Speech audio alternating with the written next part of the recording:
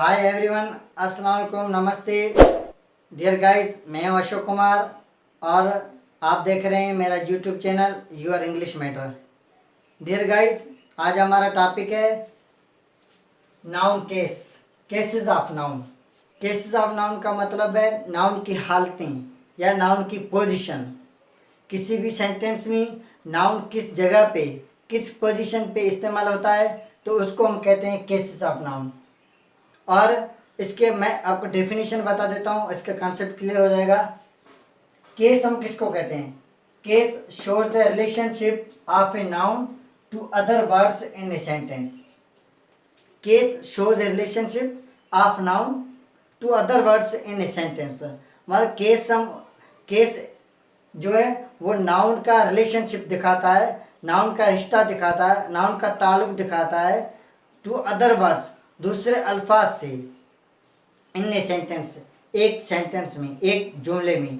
मतलब किसी भी जुमले में का दूसरे अल्फाज के लिहाज से इस्तेमाल होने की क्या पोजीशन है तो उसको हम कहते हैं केस। तो डियर गाइस, यहाँ पे लिखा there are 5 kinds of cases. जो नाउन के इस्तेमाल होने की जो केसेस हैं या हालतें हैं या पोजीशंस हैं या उनका जो दूसरे अल्फाज से रिलेशन है वो 5 किस्म का होता है। डियर गाइस, सबसे पहले मैंने सब्जेक्टिव केस यहाँ पे लिखा है। हम दूसरे केस, सब्जेक्टिव केस के बाद दूसरे केसेस पढ़ेंगे। टोटल हमारे 5 काइंड्स ऑफ केसेस हैं। तो पहला जो हमारा केस यहाँ पे मैंने लिखा है वो है सब्जेक्टिव केस या नॉमिनेटिव केस। तो guys, one noun is used as a subject of a verb, the case is called subjective या nominative case. One noun is used as a subject of a verb in any sentence. The case is called subjective case या nominative case। जब noun का इस्तेमाल as a subject हो किसी भी sentence में, subject की तौर पे इस्तेमाल हो नाउन का, तो हम उसको कहेंगे सब्जेक्टिव केस या नॉमिनेटिव केस। गाइस, अब हम देखते हैं सब्जेक्ट किसको कहते हैं। अगर आपको पता नहीं सब्जेक्ट किसको कहते हैं तो मैंने यहाँ पे लिख दिया है सब्जेक्ट हम about which we speak in a sentence या हु डिड ए वर्क। अब मैं सब्जेक्ट का आपको मैं बता दूं, सब्जेक्ट हम उसको कहते हैं जिसके बारे में हम किसी भी सेंटेंस में बात करते हैं। जिसके बारे में हम बात करते हैं वो हमारा सब्जेक्ट होता है। किसी भी जुमले में, किसी भी सेंटेंस में हम जिसके बारे में बात करते हैं वो हमारा सब्जेक्ट होता है। या किसी भी सेंटेंस में कोई भी काम हो रहा हो, कोई भी एक्शन हो रहा हो और उस एक्शन को करने वाला कोई होगा, उस एक्शन को करने वाला कोई होगा, कोई शख्स होगा, कोई चीज़ होगी, तो हम उसको कहेंगे सब्जेक्ट। और about which we speak in sentence, इसका मतलब जिसके बारे में बात करें। अब किसके बारे में बात करेंगे हम? या तो किसी शख्स के बारे में बात करेंगे या किसी चीज़ के बारे में बात करेंगे। तो किसी शख्स या किसी चीज़ के बारे में जब हम किसी सेंटेंस में बात करते हैं तो वो शख्स या वो चीज़ हमारा सब्जेक्ट बन जाती है, उस सेंटेंस में वो हमारा सब्जेक्ट बन जाती है। या कोई भी शख्स या कोई भी ज़मीर हम कहें या प्रोनाउन कहें किसी सेंटेंस में काम करे और कोई उसके ज़रिए कोई एक्शन हो, कोई काम हो, तो हम उसको कहेंगे सब्जेक्ट। देखिए, मैंने यहाँ पे उर्दू में लिख दिया है। एक तो जिसके बारे में हम बात करें उसको हम सब्जेक्ट कहेंगे किसी सेंटेंस में। जिस तरह मैं कहूँ Aslam is the tallest boy, Aslam is the tallest boy. इस सेंटेंस में मैं कह रहा हूँ असलम सबसे लंबा लड़का है, असलम सबसे लंबा लड़का है, टॉलेस्ट बॉय है। बात किसकी हो रही है? यहाँ पे असलम की बात हो रही है, तो असलम हमारा क्या हो जाएगा? सब्जेक्ट हो जाएगा। और हम दूसरा मैंने और कोई काम किसने किया, कौन करता है, किसने किया है, कौन कर रहा है। और कुछ ऐसे सेंटेंस भी होते हैं जिनमें कोई काम किसी के ज़रिए किया जाता है, तो वो जो काम करने वाला होगा, मतलब कोई काम जो किसने किया है या वो काम कौन करता है या वो काम किसने किया या वो कोई काम कौन कर रहा है या कौन कर रहा था। इस तरह के अगर सवालात हमारे जहन में आए, हम पूछें कि वो काम, जिस तरह अगर मैं कहूँ Aslam writes a letter, Aslam खत लिखता है, असलम राइट्स ए लेटर। अगर कोई आपसे पूछे कौन खत लिखता है, हु राइट्स ए लेटर, कौन खत लिखता है, तो आप क्या उसका जवाब क्या देंगे? आप कहेंगे असलम। तो जो कौन मतलब हु का जब हमसे क्वेश्चन पूछा जाए, कौन, उर्दू में हम कहें कौन का हमसे क्वेश्चन पूछा जाए तो कौन, ये काम किसने किया है, ये काम कौन कर रहा है, ठीक है। इस तरह का अगर क्वेश्चन पूछा जाए और उसके जवाब में हम क्या कहेंगे, ये काम मैंने किया है, या ये काम हमने किया है, ये काम आपने किया है, ये काम उसने किया है, ये काम उन्होंने किया है, या ये काम वो करते हैं, या ये काम मैं करता हूँ, या ये काम आप करते हैं, या ये काम वो करते हैं, कोई भी काम हो। तो इसमें देखें काम करने वाला कौन होगा, या मैं होऊंगा, या आप होंगे, या वो होंगे, या हम होंगे, या वो कोई फीमेल होगी, या वो कोई लड़का होगा, या इस तरह के जो जवाबात हमें मिलें जब हमसे कोई क्वेश्चन पूछे काम कौन कर रहा है, या कौन करता है, या किसने किया है, कौन, उस कौन का जब हम जवाब दें कि इस फलान शख्स ने या फलान चीज़ ने ये काम किया, तो वो हमारा सब्जेक्ट बन जाता है।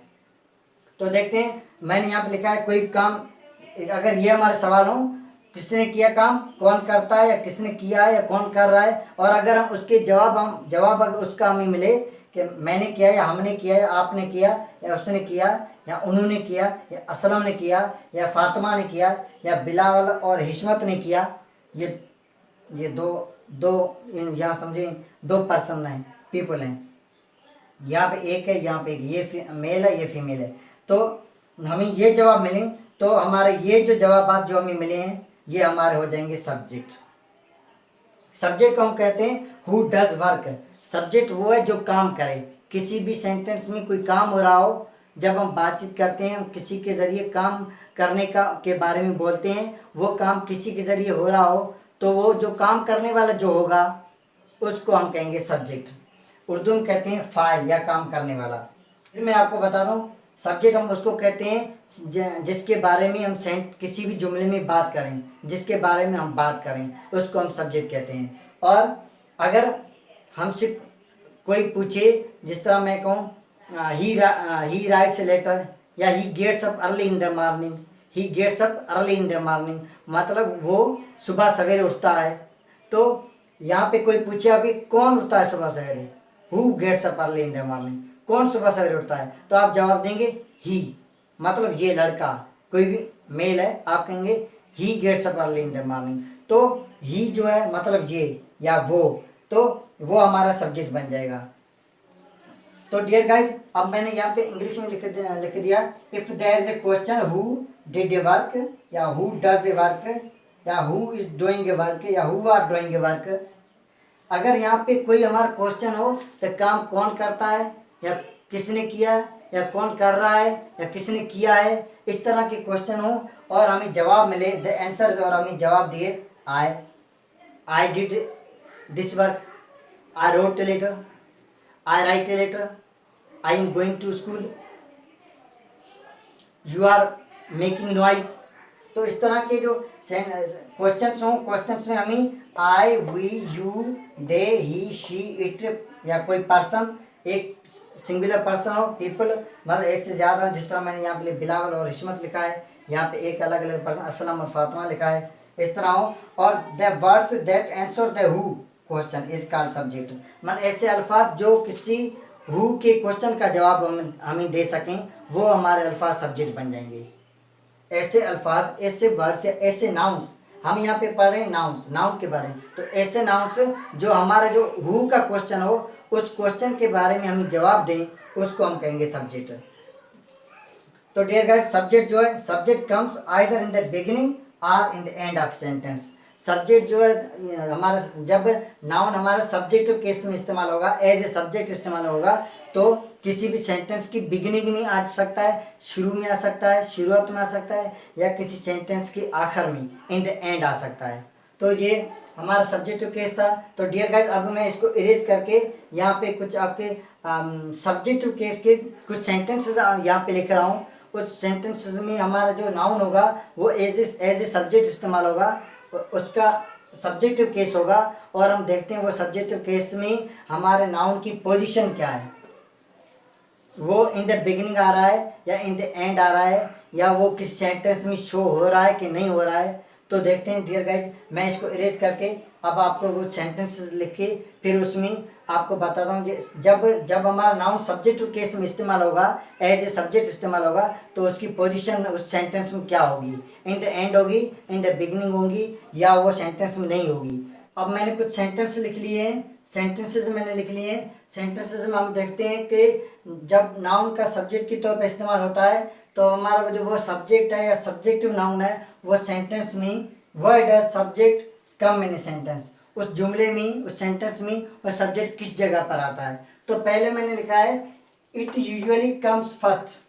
उमूमन आमतौर पर जो वो सेंटेंस में सब्जेक्टिव नाउन है वो पहले आता है, सेंटेंस में दूसरे अल्फाज से पहले आता है। देखें यहाँ पे मैंने Bilawal and Shahid are friends, Bilawal और शाहिद दोस्त हैं।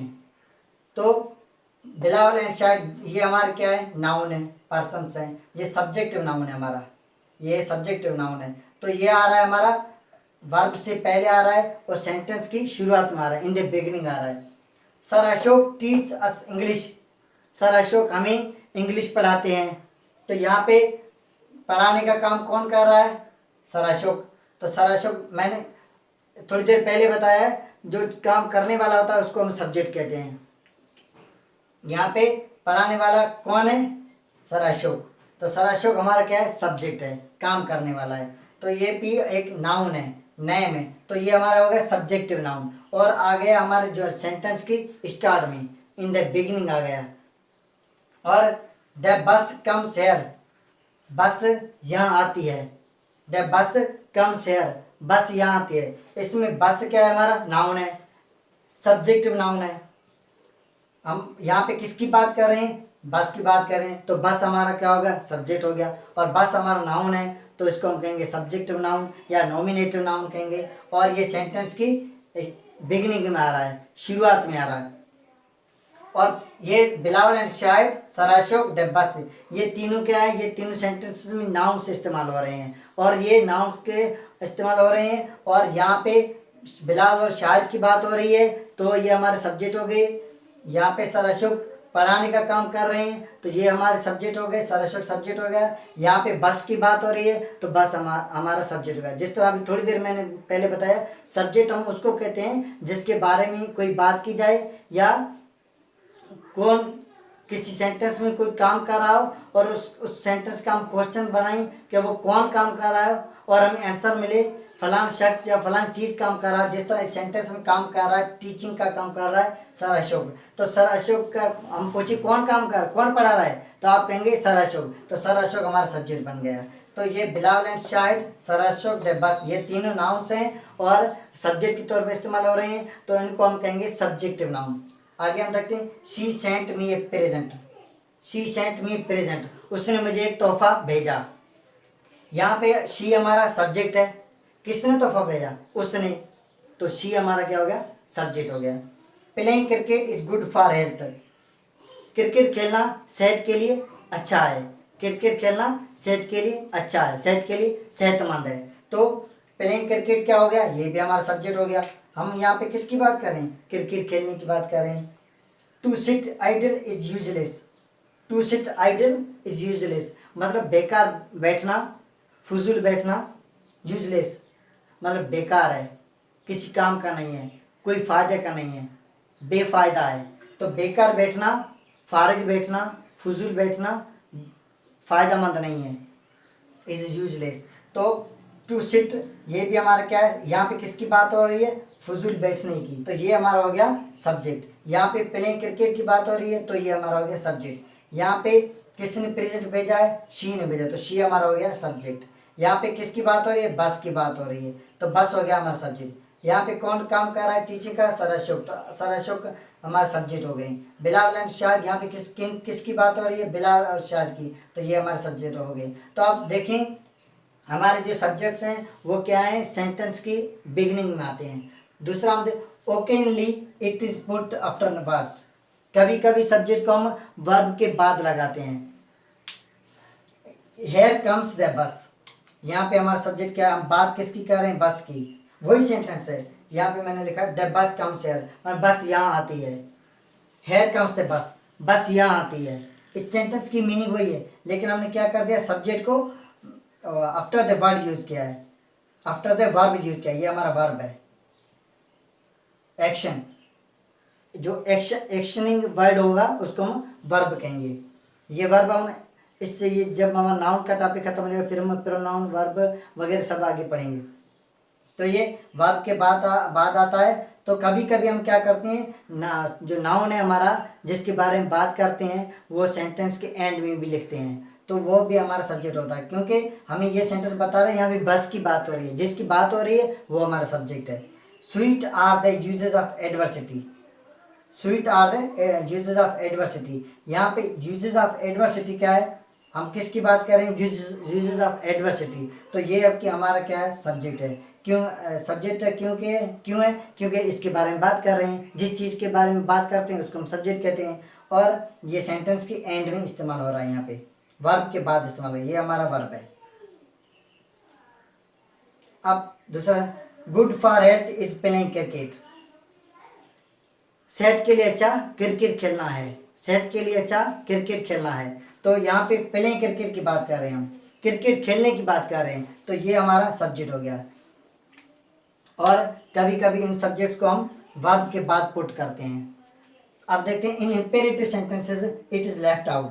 जो हुक्मिया जुमले होते हैं, जिनको हम अमरी से जुमले भी कहते हैं, जिसमें हम दूसरों को हुक्म करते हैं, कोई काम करने का आर्डर करते हैं, रिक्वेस्ट करते हैं, तो वो हमारा हो जाता है इंपेरेटिव सेंटेंसेस। और उनमें जो है वो हमारा सब्जेक्ट वो क्या, लेफ्ट आउट, मतलब वहाँ से निकला हुआ होता है, वहाँ पे सब्जेक्ट हमें शो नहीं होता। जिस तरह अगर मैं किसी को स्टूडेंट्स को कहूँ सिट डाउन, तो वो हेड नीचे बैठ जाएंगे, सिट डाउन तो वो नीचे बैठ जाएंगे। तो मैं उनको कह रहा हूँ नीचे बैठ जाओ, तो मैंने उनको आर्डर कर दिया, तो यहाँ पे मैं किसको कर दिया, यू सिट डाउन, हम यू कह सकते हैं, यू सिट डाउन, तो हमारे यहाँ पे सब्जेक्ट होगा यू यहाँ पे अंडरस्टूड है, हम यहाँ पे यूज नहीं करते हैं लेकिन हमारा अंडरस्टूड है और ये वर्ब से पहले आएगा।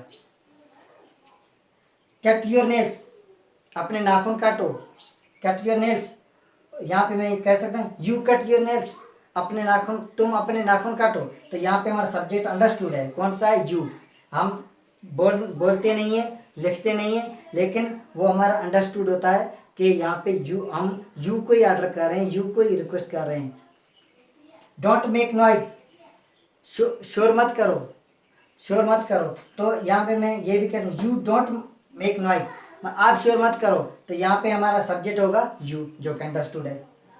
लेट हिम गो, उसे जाने दो, यहाँ पे मैं कह सकता हूँ यू लेट हिम गो, आप उसे जाने दो। तो यू हमारा क्या हो गया, यहाँ पे सब्जेक्ट हम यूज नहीं कर रहे हैं, लिख नहीं रहे हैं, बोल भी नहीं रहे हैं, लेकिन यहाँ पे हमारा जो अंडरस्टूड सब्जेक्ट है वो यू। हम आपको, किसी सामने वाले को हम ऑर्डर करते हैं, रिक्वेस्ट करते हैं, ठीक है। तो यहाँ पे हमारा सब्जेक्ट इंपेरेटिव सेंटेंसेस में सब्जेक्ट होता है, लेकिन वो अंडरस्टूड होता है, लेफ्ट आउट किया हुआ होता है। अब हम देखते हैं D number, in passive voice subject is put in the and. Passive voice जो होते हैं उनमें सब्जेक्ट को हम क्या करते हैं, एंड में रखते हैं, एंड में इस्तेमाल करते हैं, आखिर में इस्तेमाल करते हैं। जिस तरह a letter is written by Avinash, खत अविनाश से लिखा जाता है, खत अविनाश से लिखा जाता है। तो यहाँ पे लिखने वाला कौन है, काम करने वाला कौन है, काम है हमारा लिखना, तो लिखने का जो काम है उसको करने वाला कौन है, अविनाश, तो अविनाश हो गया हमारा subject. Mangoes are eaten by us, तो ये अस क्या है, अस हमारा सब्जेक्ट है।